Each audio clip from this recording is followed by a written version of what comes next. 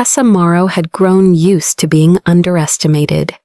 She'd learned early in life that some people looked at her soft voice, her thrift store clothes, her quiet nature, and assumed she was weak.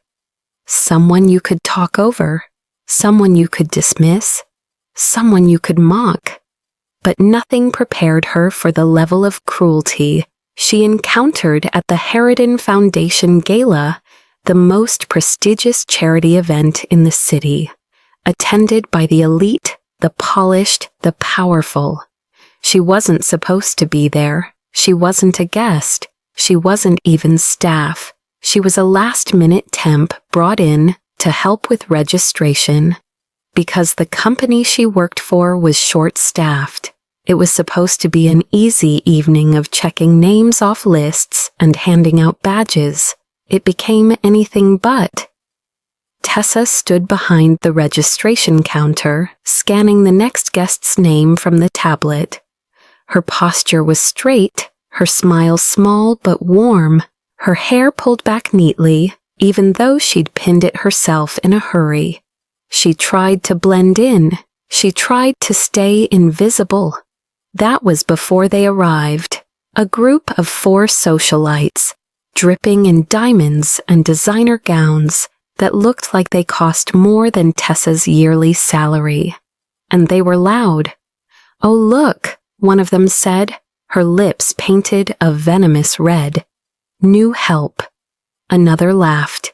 "Cute.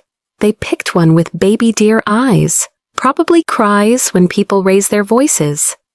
Tessa stiffened. She kept her smile polite. "Welcome," she said softly. "If I may have your names." "Relax, sweetheart," the tallest one purred. "We know you're trying your best. It's adorable."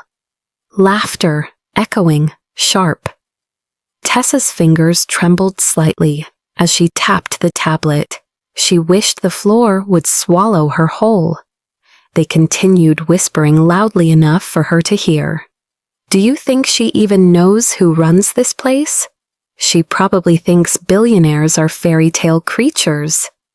She's exactly the type who'd try to accidentally bump into one. Pathetic." Tessa swallowed hard, her throat burning. She had never tried to catch a billionaire's attention in her life. She didn't even know any. She just wanted to do her job. The women glided past her toward the ballroom, perfume lingering in the air like poison. One of them glanced back with a smirk. "Careful not to drool, sweetheart. Men like him don't look at girls like you."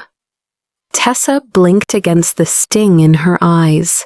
"Just get through the night," she told herself. "Just keep your head down." But fate was cruelly poetic. Because the man they were referring to, the one, men like him, walked into the lobby at that exact moment, and he looked right at her.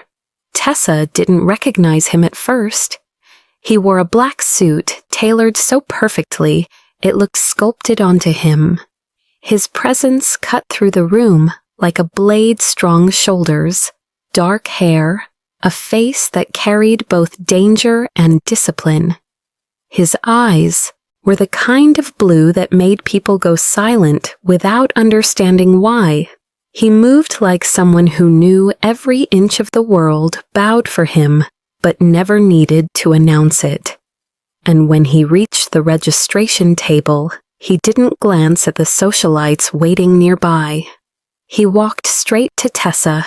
She scrambled for the badge, nervous, trying to remember the protocol for VIP arrivals, until she looked down and saw the name printed in bold letters, Aldrich Hawthorne. Her breath caught.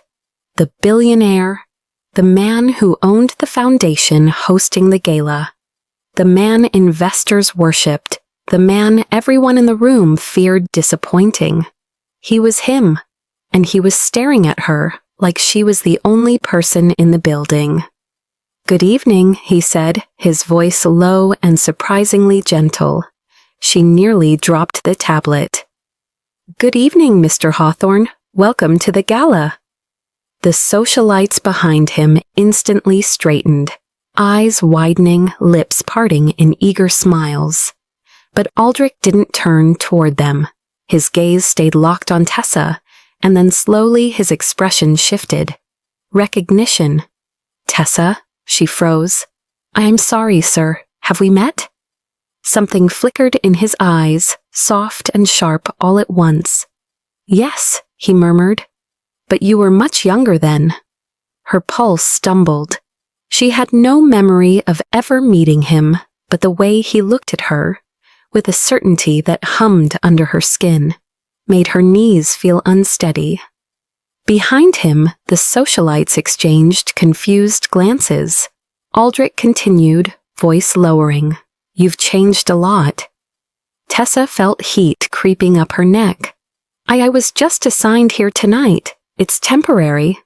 His jaw tightened a barely visible twitch. Temporary doesn't suit you. The women behind him burst into syrupy giggles, trying to pull his attention. Aldrich, darling. He didn't look at them, not even for a second. Instead, he leaned forward slightly, lowering his head to meet Tessa's eyes at her level. A gesture so unexpected, so intimate in its gentleness, she forgot how to breathe. Will you be inside later? He asked softly. Tessa blinked. Inside, I'm just staff. His eyes warmed. You belong in the room, Tessa. Her heart fluttered painfully, because the women behind him started whispering again. She's nobody. She's just help. She's embarrassing herself. But Aldrich heard every word, and that calm, unreadable expression on his face shifted into something cold, dangerous, protective, dangerously protective. He slowly turned his head, but not toward them. He was looking at the security team. Tessa Morrow is not to be insulted, he said quietly, but with the force of a gunshot, by anyone, under any circumstance. The entire lobby went silent. The women paled, and Tessa felt her world crack open. She didn't understand why he cared. She didn't understand why he recognized her.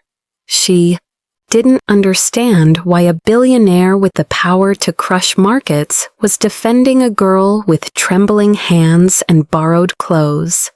But she was about to learn, because Aldrich Hawthorne wasn't simply taking her side. He was preparing to claim her in front of every person who laughed at her. Tessa stood frozen, the world spinning too fast around her. Her heart hammered against her ribs as Aldrich's words echoed through the marble lobby. Tessa Morrow is not to be insulted by anyone, under any circumstance. Who was he to say that? Why would he? Before she could ask, Aldrich stepped close enough that the warmth of him wrapped around her like a quiet shield. Tessa, he said softly, come with me. Her breath faltered. I'm still on shift. I can't. You can, he interrupted gently. And you will. Something about the way he said it, not commanding, not entitled, but certain, made her legs move before her mind caught up. The socialites stared after them, wide-eyed, mouths parted in disbelief, as Aldrich guided her down a side corridor. Not touching her, but close enough that she felt the gravity of him with every step. When they reached a private lounge, he closed the door behind them, shutting out the whispers, the judgment, the cruelty. Only then did he turn to her fully. Are you all right? He asked. The question, simple, human, sincere, undid her completely. Her eyes stung. Why are you doing this?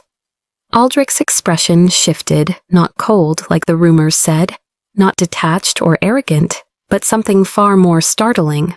Regret, longing, recognition. Tessa, he murmured, I knew you when you were 8. Her breath stilled.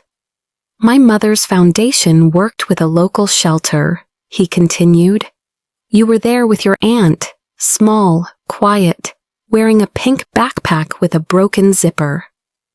Tessa's chest tightened. She remembered that backpack. She remembered the shelter.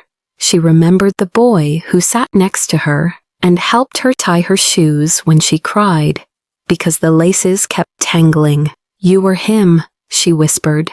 He nodded once. "I never forgot you," Aldrich murmured. "Not your face, not your voice, not the way you thanked me like it mattered." Her throat closed around the ache rising inside her. "That was a lifetime ago," she whispered. "Why would you remember me now?"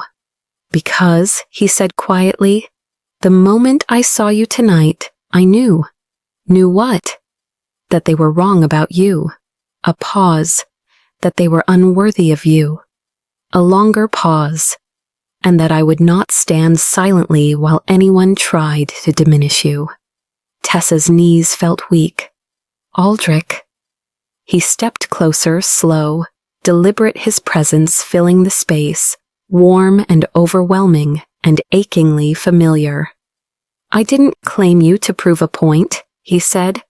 "I defended you because I should have done it years ago." Her breath faltered.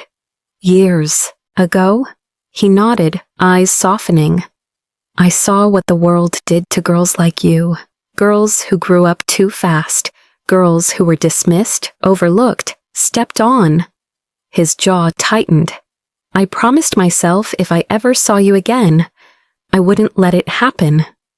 Tessa swallowed hard. "You didn't have to do this for me." "Yes," he whispered, "I did." He reached out, not grabbing, not pulling, just letting his fingers graze the back of her hand. Barely a touch, yet it felt like everything. "You belong in rooms they don't," Aldrich murmured. "You carry more strength than they'll ever understand." Tessa's heart trembled. "And you?" His breath warmed the air between them. "I only fear one thing tonight," he said quietly, "that I didn't protect you soon enough." Her eyes glistened. And then, with the same unshakable certainty he used in boardrooms and negotiations, Aldrich slowly lowered his head, a gesture of respect, recognition, devotion directed at her. The girl they mocked, the woman they dismissed, the heart he had remembered for so many years.